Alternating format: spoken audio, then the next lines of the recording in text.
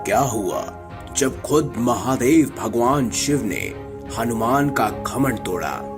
दोस्तों, रामायण और महाभारत में ऐसी कई कहानियां हैं जिसमें महाबली हनुमान ने दूसरों का घमंड चकनाचूर किया। विशेषकर महाभारत में श्री कृष्ण ने हनुमान जी द्वारा ही अर्जुन, बलराम, भीम, सुदर्शन चक्र, गरुड़ और सत्यभामा का घमंड तोड़ा था। इसमें कोई शंका नहीं कि महाबली हनुमान में अपार बल था।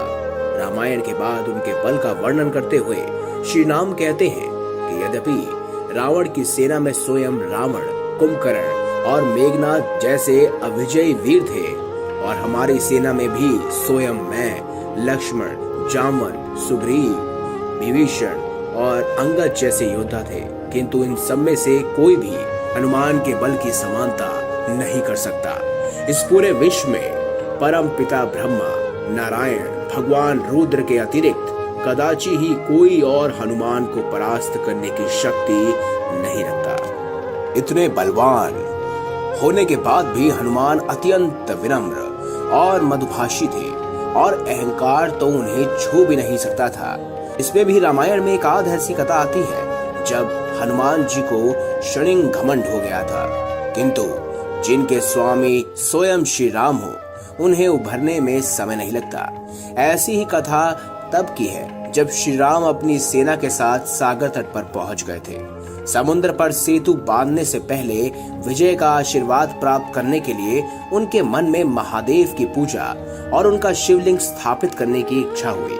तब उन्होंने हनुमान जी से कहा कि काशी जाकर एक दिव्य शिवलिंग ले आए ताकि वह उसे यहाँ स्थापित कर सके। प्रभु की आज्ञा मिलते ही हनुमान जी तीव्र गति से काशी पहुंचे और एक दिव्य शिवलिंग लेकर वापस लौट चले। उसी बीच पूजा का मुहूर्त निकलते देख श्री राम ने वहीं रेत से एक शिवलिंग की स्थापना की और उनकी विधिवत पूजा शुरू ही करने वाले थे कि तभी हनुमान शिवलिंग लेकर वापस आ गए। जब हनुमान जी ने देखा कि श्री राम ने किसी और शिवलिंग की स्थापना कर ली है तो वह बड़े ही व्यथित हुए। उन्होंने श्री राम से कहा, हे प्रभु, आपके आदेश पर मैं इतना श्रम कर काशी से शिवलिंग लाया हूँ और आपने किसी और शिवलिंग की स्थापना कर ली। ये शिवलिंग भी तो केवल बालू का बना है, इसी कारण ये अधिक समय तक नहीं टिक पाएगा, जबकि मैं पाषाण से बना शिवलिंग लेकर आया हूँ। इस पर श्री राम ने कहा, हे हनुमान, इसमें दुखी होने की कोई बात नहीं है, किंतु यदि तुम्हारी इच्छा हो तो इस शिवलिंग को हटाकर तुम अपने शिवलिंग की स्थापना कर दो। यदि तुम ऐसा कर सके तो हम तुम्हारे ही शिवलिंग की पूजा करेंगे। इस पर हनुमान ने सोचा कि उनके एक प्रहार से तो पर्वत भी टूट कर गिर जाते हैं, तो ये रेत से बना शिवलिंग क्या चीज है।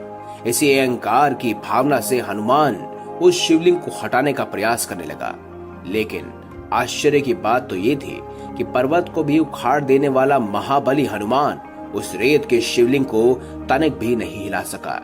उस शिवलिंग को उखाड़ने के प्रयास में उन्हें एक जोर का झटका लगा और वो वहां से 20 योजन दूर गंधमादन पर्वत पर जा गिरे और अचेत हो गए। जब उनकी चेतना वापस आई तो उन्हें अपने किए पर बड़ा पछतावा हुआ।